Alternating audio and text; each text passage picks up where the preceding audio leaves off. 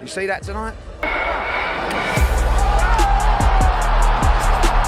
That was an absolute abomination. That is even a word, because that is a monster. The #1 heavyweight in the world. He gets in the ring with Usyk like that. He gets in with a Fury with like that. Everyone knows. He knocks out Tyson Fury. Ladies and gentlemen, in the ring at this time, please welcome superstar grime recording artist Stormzy as he brings to the ring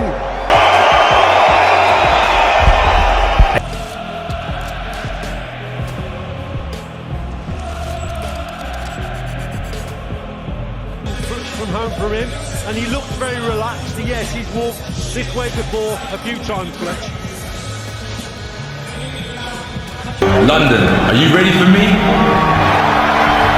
Olympic gold. 13 wins. 13 devastating knockouts.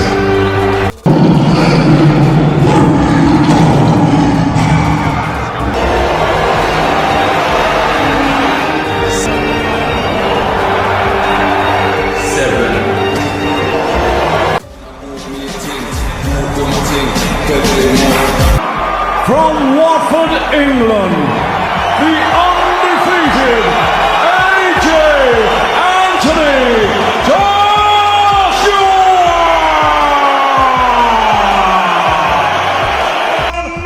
Netflix, to those of you joining right here, and history! Let's meet the fighters. First, fighting out of the blue corner. Silver Trump. He stands 6 feet 1 inch tall.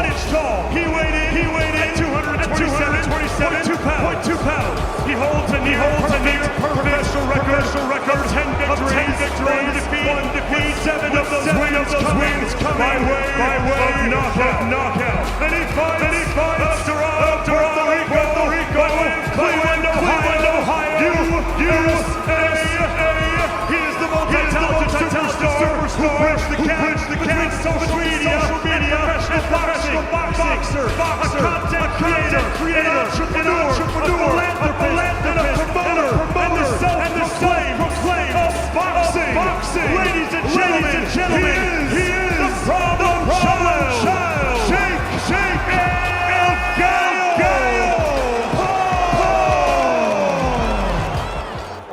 Fight clean, touch him up.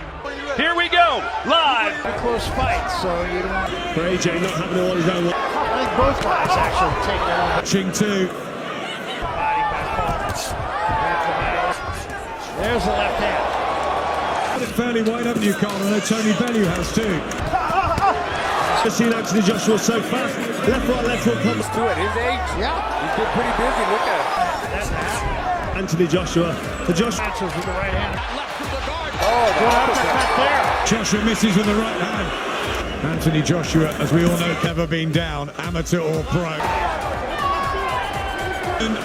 But there's some more.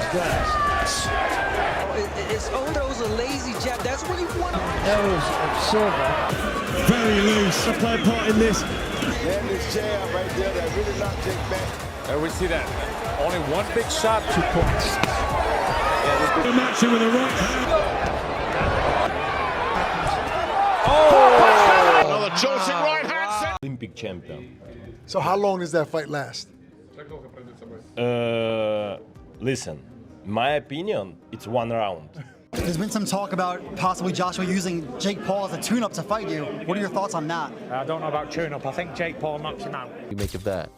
Anthony by murder. By murder? Yes. Golly. Might knock his head off a little bit. Like, it might be special effect, but it might, like, go out. Like legit? Yeah. Boxing icons are sharing high-stakes predictions for the Jake Paul versus Anthony Joshua showdown. Usyk says this bout ends inside 1 round because he has battled Joshua twice and understands the elite power, risk, and financial influence behind him. Usyk insists the event is driven by revenue, marketing leverage, and digital monetization. motivation rather than true competitive value. He believes Joshua needs only one decisive moment to show the enormous gap in strength. To Usyk, this isn't a balanced matchup, but a fast, high-impact outcome, placing Jake in territory far beyond his experience. Complaining about AJ taking that fight.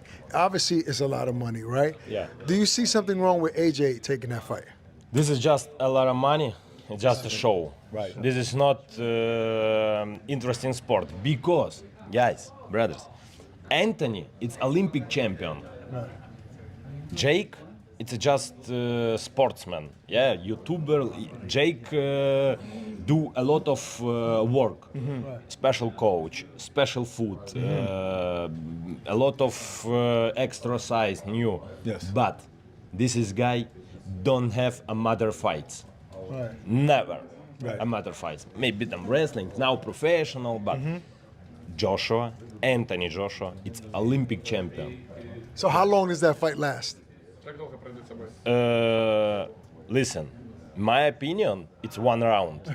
Because Anthony, twice. My fight twice. Jab. Very hard. Yeah, look. You know, this is. And still from his fight. This jab. Tyson Fury offers one of the most explosive and high-impact predictions in the entire conversation, boldly claiming that Jake Paul will knock out Anthony Joshua. His statement disrupts expert consensus, yet Fury argues Jake's physical growth, advanced strength training, and disciplined preparation make him a far more lucrative and powerful contender than people admit. Fury believes momentum, confidence, and strategic evolution can outweigh experience, especially in today's fast-moving, high-value boxing market. While controversial, his prediction adds financial interest, industry intrigue, and premium engagement because it comes from a heavyweight champion who understands elite combat at the highest level. Some talk about possibly Joshua using Jake Paul as a tune-up to fight you. What are your thoughts on that? I don't know about tune-up. I think Jake Paul knocks him out. Seriously? Yeah. Why so? What impresses you about Jake Paul? I just think Jake Paul would knock AJ out. I think AJ's a spent force, and I think Jake Paul's on the rise. And I like his new heavyweight look. Teddy Atlas breaks down the matchup with a strategic, high-value mindset. He admits Joshua's size and power create a premium advantage, but he stresses that Jake Paul brings youth, faster recovery, and improved footwork that can shift momentum. Atlas explains that Jake's hunger, risk-taking mentality, and early career confidence give him a competitive edge that cannot be ignored. While Joshua's experience and technical background remain elite assets, Jake's movement and willingness to engage may create small but profitable openings. Atlas isn't predicting a Jake win, only highlighting that Jake's tools offer enough leverage to take him seriously. While we look at all the advantages that Joshua has, let's look at how I look at where maybe Paul has some advantages. He's younger. His feet are a little faster. I know he's not at that level of a fighter. I get it. But his feet are faster. Joshua's feet are not that fast, closing gaps, getting to somebody. To hit him, even if you're better than him, you still got to get to him to hit him. Also, Joshua, last time he fought was over a year. He hasn't fought. He was basically retired. Where's his mind at? He got knocked out terribly by Dubois. Where's his confidence? Where's his mindset? Where is he? Is he taking this fight the way that fans are, overlooking Paul, taking him for granted? Yeah, it probably is. Might be. Does that weigh in? Yeah, that weighs in. People don't look at those parts of it. And the weight. Paul's smart. He always puts clauses in there. I know this is the first time he's fighting a guy who's bigger than him and all that stuff, but he put in a 245-pound weight, clause where he can't come in over 245. What is Joshua weighing? He was off over a year. He was basically retired. Was he 280? Was he 290? Was he 275? Easily could be the case. He didn't have a lot of time now to get to 245. How does that affect him? Oh, we forgot about that. It's a little thing, but it's not that little. It's the thing that Paul put there for a reason. Again, Paul hasn't made too many mistakes.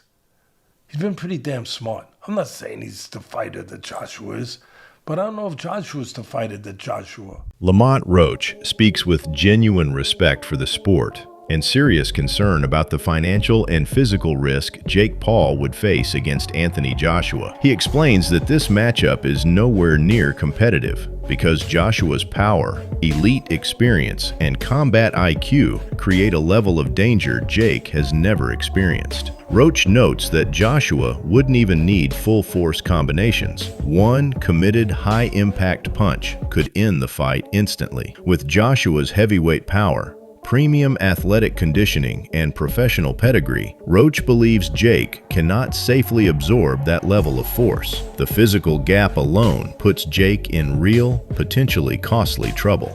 Excuse me. My first thoughts was this guy's crazy. Not gonna lie. But I get it. Coming from a guy who's not a true traditional boxer, and to be able to have a position where he can fight a former unified world champion, former Olympic gold medalist, and to do it on such a stage where Anthony Joshua was a superstar as well. I mean, like, he sold out the O2, twice. Absolutely. I think. So, I think Jake is setting himself up for, a huge spectacle, and which is, kind of smart. If you're going to go big, why not go to the highest of the mountain? Why not? And I get it. That's what you call business right there. And I seen a lot of guys calling him out, from like Gabe to, other guys who are boxers. Yeah, like guys who actually beat him. But why would he settle for those guys when he could fight Anthony Joshua? So I think that's smart. I think that's super smart. Smart is one thing.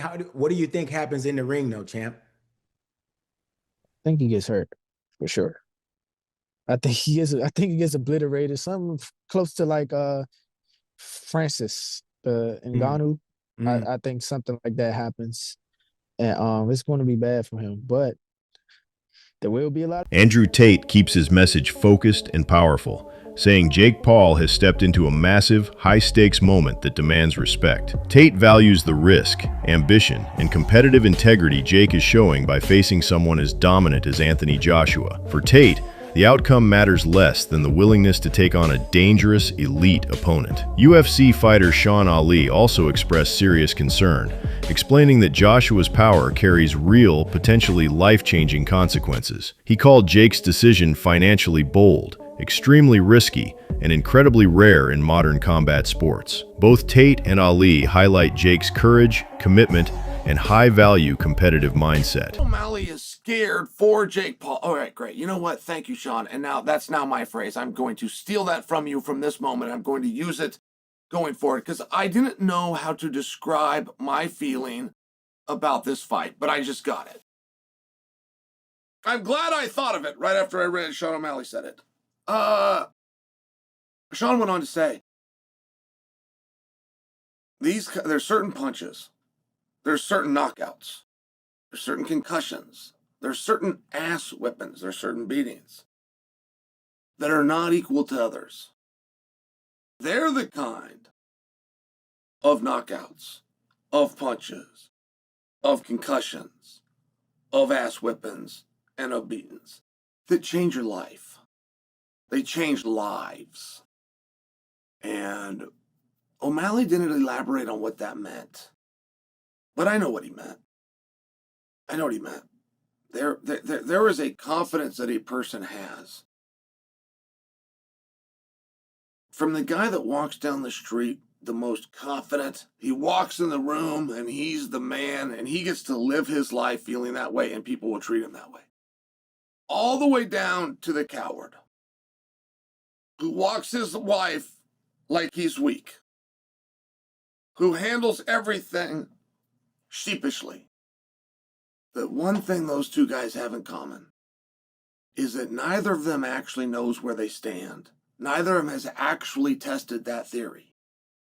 They got all the rest of society to go along with it. Therefore, they don't have to test. Sonnen delivers a more detailed and financially minded breakdown explaining why the matchup leans overwhelmingly toward Joshua. He highlights Joshua's size, power, height, weight, reach, and extensive professional experience as premium advantages that create massive competitive leverage. Sonnen acknowledges Jake's improvement, but stresses that Jake's past opponents cannot compare to the elite caliber Joshua has faced. He adds that every factor in this fight, from physical tools to strategic preparation and mental discipline, leans toward Joshua. Sonnen's analysis removes emotion and focuses on high-value, data-driven facts that reveal the dramatic competitive imbalance between both fighters. It is a clear assessment. The Francis Ngannou performance. What if Jake makes it 5 rounds, 6 rounds? What if Jake made it to the distance? What if Jake won a round? Now, it's very hard to believe. It's very hard to imagine. I think it's the big struggle with this fight. I cannot, off the top of my head, produce a fight for you in any form of unarmed combat that drew, that was exciting, where the audience did not have a reasonable expectation, an expectation to some degree that, well, if he does this or that, there is a way for this guy to win. And that's usually pretty easy to do because nobody knows anything about fighting. Nobody watching this right now, none of you, my millions of viewers, not one of you has ever boxed. Not one of you knows someone in the family. Well, my dad was a boxer. My uncle was a boxer. No, you don't. Not only are you not a boxer, you don't even know of a boxer. Now, I only share that because when I come out and say nobody knows what they're talking about when they're talking about boxing, like, it's not meant to be an insult. You don't know anything about boxing. It was never taught to you. None of you in recess boxed. None of your junior highs, your high schools, your colleges, your community colleges offered boxing. Your hometown didn't have a boxing gym. Now really think about that. Because as much as you love the sport and as much as you think that you understand it, not only do you not understand it, you can't even have a conversation with other people who do because they don't understand it. So what is a win? I think that time counts. I think that time is a very big deal. You're in that little bitty ring, and I know a guy can run backwards, but running backwards is not illegal in boxing. It is. Chris Algieri takes a strategic, data-driven view based on Joshua's history and performance patterns. He explains that Joshua always adjusts to the financial stakes, risk level, and competitive threat in front of him. Against dangerous opponents, he stays disciplined and calculated. Against smaller or less experienced fighters, he delivers the dominant, high-impact performance audiences expect. Algieri believes this logic applies perfectly to the Jake Paul matchup. He expects Joshua to avoid unnecessary risk, but finish decisively once he advances. This predictability, built on consistency, competitive awareness, and controlled power, creates a reliable formula that continues to generate excitement and major value. His reputation as an elite heavyweight. Do you understand the analogy I'm getting to, Chris? Yeah, and I agree. And but listen, Joshua's done this already. He fought a guy that he was supposed to destroy, right? And then he went out there and he destroyed him. And he didn't play with his food. Yep. He didn't say, okay, it was Ngannou I'm talking about, obviously. Of course. Who gave Tyson Fury fits and really had everyone questioning Tyson Fury's ability because he struggled with an MMA fighter in his pro boxing debut. Anthony Joshua didn't do that. He went out there and did what we all expected Tyson Fury to do, and completely wiped the floor with the guy. And if Joshua doesn't do that this fight, I agree with you, Jimmy. It's going to hurt his stock. It's going to hurt the way that people perceive him moving forward. And also, I think, honestly, and if he doesn't go out there and just lay into Jake Paul and end it in the first, if not second round, to me, it's gonna look fishy to me. It's gonna look like this was a setup. This was an exhibition. This wasn't a real fight. If this is a real fight, it should be over in 90 seconds because Anthony Joshua is a legit gold medalist, super heavyweight, crazy athlete, awesome power, and Jake Paul just isn't on that level in any way. And he's not and he's undersized. You know, Jake Paul was fighting a cruiserweight in his last fight. He was under 200 pounds. You know, Joshua is a legit 250 pounds with abs, and the guy punches with the right hand like a cannon.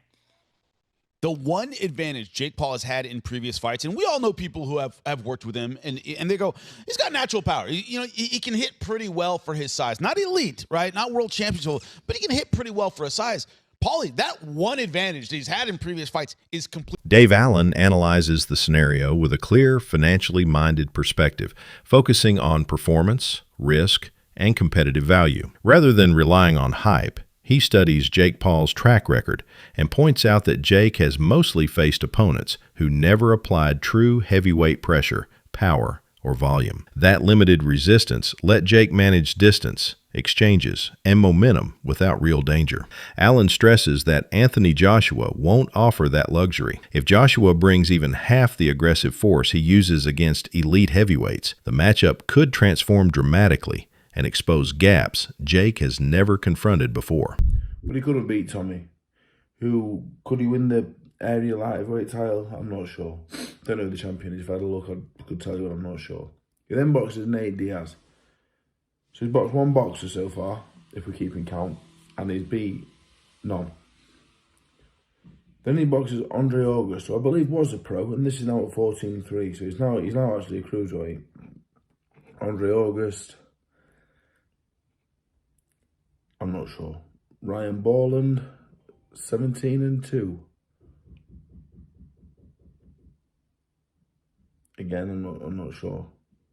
But fair play, he's beat two boxers here. Beat two boxers, what can I say? He then fights Mike Perry, who is an MMA fighter, bare knuckle boxer. He's not a glove boxer. He then fights Mike Tyson, which was an exhibition. Barry McGuigan delivers one of the strongest responses in the entire discussion, emphasizing a financial, physical, and competitive risk many fans underestimate. With decades around elite punchers, he understands how instantly a heavyweight's clean shot can change outcomes. He explains that imagining Jake Paul facing Anthony Joshua should concern any experienced analyst. His remarks aren't an attack on Jake, but a reminder of the brutal physics, economic stakes, and real-world danger in boxing. For McGuigan, this matchup exposes a risk far beyond entertainment and reinforces how unforgiving the sport becomes when power gaps collide here. Some people are saying, AJ's grabbing the bag. There's nothing wrong with that, because anybody else, if they got offered that kind of money, they would do it. So, yep. And some people are suggesting he might damage his legacy. Where do you sit with the decision of him taking that fight? And it's a professional 8-round fight as well. Yes, it's a highly dangerous fight for Jake Paul. I don't know what he's doing, unless they have done some sort of caveat or some sort of agreement that he says he's going to go easy on him, or he's not going to go flat out. But I've been tossing this up and down in my mind and trying to figure how, and under God, when he had agreed to fight someone like Tank Davis, who is several divisions below him, that's more like. Thanks for watching. Expect more premium financial insights next time.